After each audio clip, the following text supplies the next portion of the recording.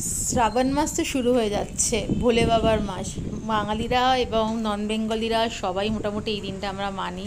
তো কে কে করো শ্রাবণ মাসে সোমবারগুলো, বা সারা মাস ভেজ খাও বা পুজো করো, কে কে করো এরকম আছো আমার ফ্রেন্ড লিস্টে একটু জানিও তো।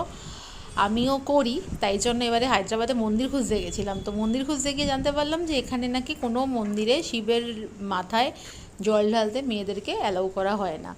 তখন ভাবলাম তাহলে কী করা যাবে, আর বাড়িতেই ঢালবো, বাড়িতেই করব। কিন্তু আমাকে একজন জানালো যে বাড়ির পাশে এই যে একটা পার্ক আছে বড়দের, এই পার্কটায় নাকি মেয়েদেরকে জল ঢালতে অ্যালাউ করা হয় এই চোঙায় করে। তো সেটাই আজকে দেখতে গেছিলাম যে পার্কটা তো কোথায়, কী ব্যবহার আছে। তো মন্দিরের মতো ছোটো করে করা আছে ঠিকই, কিন্তু কোনো তো সেরকম পুজো টুজো দেখলাম না। হয়তো অকেশনালের দিনগুলোতে এখানে পুজো টুজো হয়, সাজানো তো রয়েছে দেখছি, শুকনো মালা টালা দিয়ে, ঘণ্টাও আছে, শিব ঠাকুর আছে। তো শ্রাবণ মাসে ইচ্ছা আছে এখানে পুজো দিতে আসার। এই সোমবার দিনই তো শুরু হয়েছে শ্রাবণ মাস নন বেঙ্গলি ক্যালেন্ডার ওয়াইজ।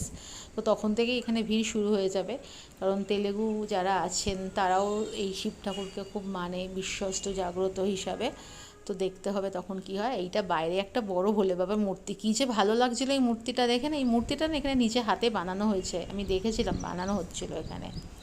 আর এটা হচ্ছে পার্কটা, এই পার্কটার মধ্যেই এই মন্দিরটা। এটা হচ্ছে বড়দের পার্ক। এখানে না হায়দ্রাবাদে সমস্ত পার্কের বৈশিষ্ট্য হচ্ছে এরকম এক্সারসাইজ করার জায়গা পার্কগুলো তো থাকে, খুব ভালো বেশ। তাই ভালো লাগলো, একটা ছোটো ক্লিপস নিয়ে রেখে দিলাম মেমরি হিসাবে। যাবো শ্রাবণ